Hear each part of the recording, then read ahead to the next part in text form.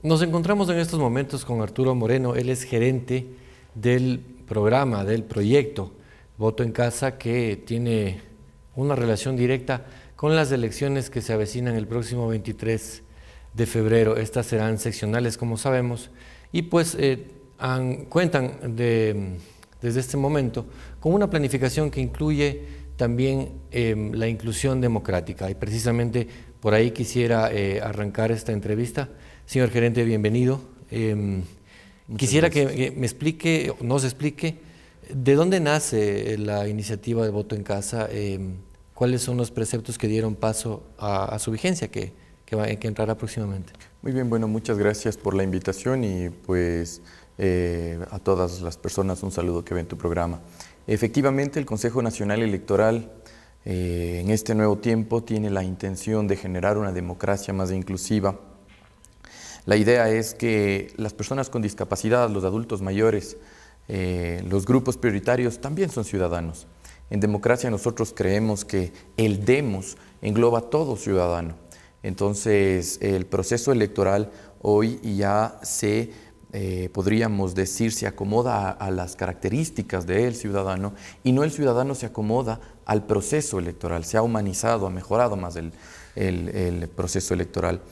Entonces hemos generado, para que sea en realidad un aporte estructural, hemos generado como Consejo Nacional Electoral, sus autoridades, por supuesto, presidentes y consejeros, un reglamento de participación política al Código de la Democracia. Tiene este reglamento básicamente la misma importancia que los otros reglamentos de los partidos políticos, del funcionamiento de estos, de medios de comunicación, etc. Entonces tiene la misma importancia y para ejecutar este reglamento hemos creado un macroproyecto, ¿no?, de participación política de personas con discapacidad. Dentro de este macroproyecto está el proyecto Voto en Casa. El proyecto contempla básicamente tres derechos: el derecho a elegir, que está en la Constitución, el derecho a ser elegido y el derecho a participar en todo proceso público. ¿En qué consiste pragmáticamente una familia que tiene un miembro con una discapacidad? Ese día, ¿qué es lo que puede hacer para, mejor dicho, cómo se vería beneficiado ya ese día? Aterricemos un poco el concepto a los hechos. Perfecto.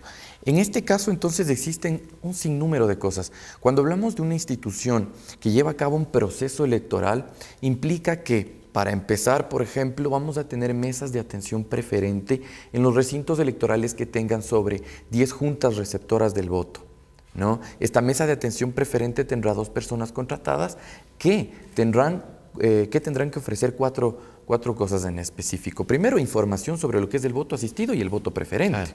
El voto preferente implica que la persona con discapacidad, la mujer embarazada y el adulto mayor no hace fila el momento de asistir a su junta receptora del voto.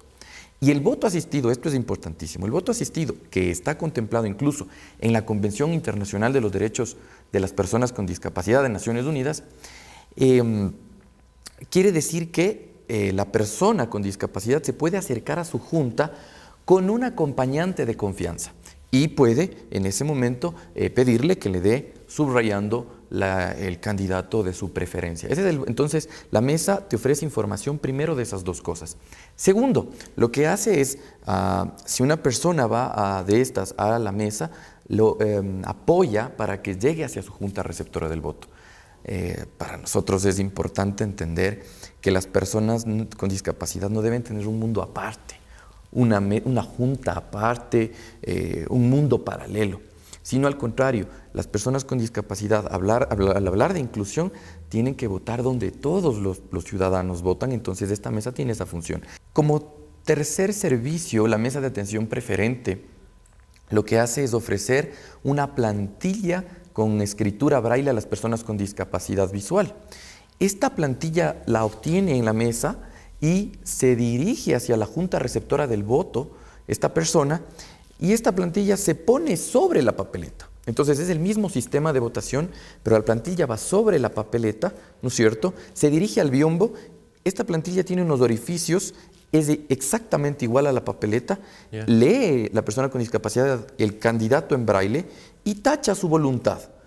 sobre los orificios, como hay orificios, tacha la voluntad prácticamente en la papeleta. Al momento de que finaliza su votación, retira la papeleta, aparta la plantilla y deposita en la urna, ¿no? Esta plantilla tiene que ser devuelta, esto es importante que lo conozcan las personas con discapacidad visual, tiene que ser devuelta a la mesa de atención preferente para que la use otra persona con discapacidad visual, ¿no?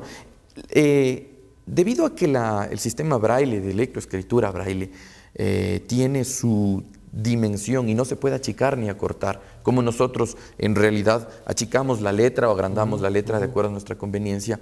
Entonces no pudimos hacer plantillas braille para más que elección de alcaldías y prefecturas. Para consejeros o concejales. No habrá plantilla braille, tendrán que utilizar el voto asistido. El cuarto servicio, que es uno de los más importantes de la mesa de atención preferente, es cuando una persona con discapacidad no puede ser movilizada, no puede llegar hacia su junta receptora del voto, incluso con apoyo del personal de la mesa.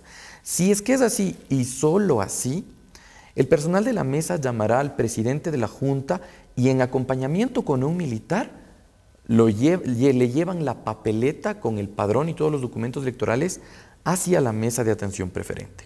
La persona con discapacidad espera, ¿no es cierto?, hace el sufragio y posterior le entregan, bueno, su certificado de votación, firma el padrón, todo el procedimiento correcto. Mientras tanto, la junta receptora del voto espera, que está en el lugar inaccesible, y entonces su votación, su papeleta, junto con acompañamiento militar, se lleva otra vez hacia la junta receptora del voto. Esto es solo si no se puede movilizar. Nuestra idea no es bajarle las papeletas ni facilitarle, en este caso, de esta manera las cosas a las personas con discapacidad, sino al contrario, llevarles hacia las juntas receptoras del voto. Ya. Para llegar a este proceso, ¿qué es lo que tuvo que pasar? ¿Cuáles son los procedimientos organizativos incluso? Uno. Y dos, en los programas piloto, ¿cómo han ido avanzando en esto, precisamente en este proceso? Ya. Creo que es muy importante reconocer la participación ciudadana para que los procesos, en este caso en el Estado, funcionen. Es importante reconocer los antecedentes de toda esta política de inclusión. Más o menos, considero que más o menos hace un año y medio atrás, las federaciones de personas con discapacidad, algunas organizaciones de la sociedad civil, junto con también organizaciones de jóvenes, vienen tratando de involucrarse más en el Estado y formar esta política pública. Entonces, el Consejo Nacional Electoral actual, el anterior y más o menos desde el 2004, ya vienen poco a poco integrando en sus funciones esta política de inclusión. En realidad antes, desde el 2004, solo se registraban ciertas actividades como observadores con discapacidad visual. Te va a sonar algo ilógico aparentemente, pero la observación no se limita a la visión. La observación es algo mucho más amplio. Entonces, también había una campaña que estaba realizada por la Corporación Gestión Ecuador, por algunos medios de comunicación, por las federaciones, por grupos de jóvenes como los Scouts, que se llamaba Tienen Derecho a Votar, se llama Tienen Derecho a Votar, que se movilizan personas con discapacidad hacia los recintos electorales gratuitamente, con transportistas solidarios. ¿No? Entonces, es parte de un proceso de organizaciones sociales que ahora el CNE lo adopta y entonces puede decir que ha involucrado la participación ciudadana primero, ha planificado con las organizaciones de la sociedad civil y se está ejecutando lo que la gente quiere y necesita que se ejecute. No es una invención desde el escritorio, desde la teoría, es un resultado de una participación ciudadana. ¿Cómo ha avanzado el tema de los programas piloto que se han hecho en lo que me comentas precisamente? Perfecto. Tenemos un proyecto que es muy importante, que se deriva de toda esta política, que es el voto en casa. Tenemos varios tipos de votación. En este caso, el que es a través de juntas receptoras del voto en recintos. Correcto. ¿No? Tenemos el voto de las personas privadas de la libertad sin sentencia en las cárceles. Tenemos el voto en el exterior, o sea, tenemos algunos tipos de votación, ¿no es cierto? Y hoy el Ecuador viene a hacer una nueva forma de votación, que es la junta receptora del voto, pero no en recintos, sino móvil, que se dirige a las viviendas. Este proyecto se llama Voto en Casa. En las elecciones anteriores se lo ejecutó en Tungurahua, Correcto. ¿no? Exclusivamente en la ciudad, en el cantón Ambato, ¿no? Se sirvió alrededor de 16 personas, se inscribieron 18, 2 fallecieron, entonces se sirvieron a 16 personas, se les llevó prácticamente con el mismo sistema de votación, se les llevó las papeletas a la casa, ¿no? Es importante mencionar porque cuando decimos se les lleva la papeleta a la casa, movilizamos, la gente se puede asustar y puede decir, bueno, pueden desviarse las papeletas, pero en este caso hemos recurrido a la fuerza pública o a las organizaciones como la Policía Nacional. ¿Qué es lo que hacemos? Vamos a sortear, de hecho ya se sortearon este viernes anterior, miembros de juntas receptoras del voto de las universidades. Entonces tendremos ciudadanos como miembros de juntas receptoras del voto, 5 ciudadanos, y tendremos un patrullero donde se movilizarán las personas. Adelante irán 2 policías, detrás irá el presidente de la Junta, el secretario de la Junta y un militar. Entonces, primero vamos a tener el traslado sumamente seguro, no vamos a poder pensar en que alguna cosa puede pasar, y adicional a eso, porque sabemos que es importante ofrecerle a la ciudadanía transparencia, seguridad, ya contratamos furgonetas, una furgoneta por cada una de las camionetas, para que, de más de 18 personas, para que ahí vayan observadores nacionales, observadores internacionales, sujetos políticos, medios de comunicación. Invitamos a todos los medios de comunicación a que se integren a este proyecto. Entonces, prácticamente fue muy bueno el proyecto en Tungurahua. Entre las recomendaciones de los observadores internacionales y, por supuesto, con la visión de las autoridades, como nuestras autoridades, el presidente, vicepresidente y los consejeros, hemos extendido este proyecto a 18 cantones del país, ¿no? Costa, Sierra y la región oriental. Vamos a servir alrededor de 316 personas. Correcto. En realidad, en número aparentemente no son muchas, pero la pregunta del millón es, ¿cómo las elegimos? Primero, las elegimos con 2 criterios técnicos para el voto en casa.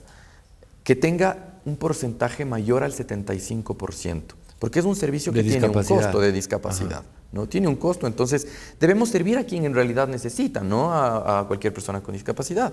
Este criterio está basado en un artículo del Código de la Democracia, es el 115, más o menos al final, el tercer párrafo dice que el CNE reglamentará la forma de participación de las personas cuya discapacidad no le permite ejercer el derecho al voto. Entonces, por supuesto, nosotros estamos reglamentando la forma de votación y lo que hicimos fue que a estas personas que tengan 75% les vamos a ofrecer el servicio, a todos, pero también nos dimos cuenta que las estadísticas dicen que los adultos mayores con discapacidad, o sea, las personas con discapacidad con más de 65 años, solo vota la mitad. Entonces hemos enfocado nuestro grupo objetivo a adultos mayores con discapacidad que tengan más del 75%. En el Ecuador alrededor, en estos 18 cantones, existían a 1.500 personas en estas condiciones.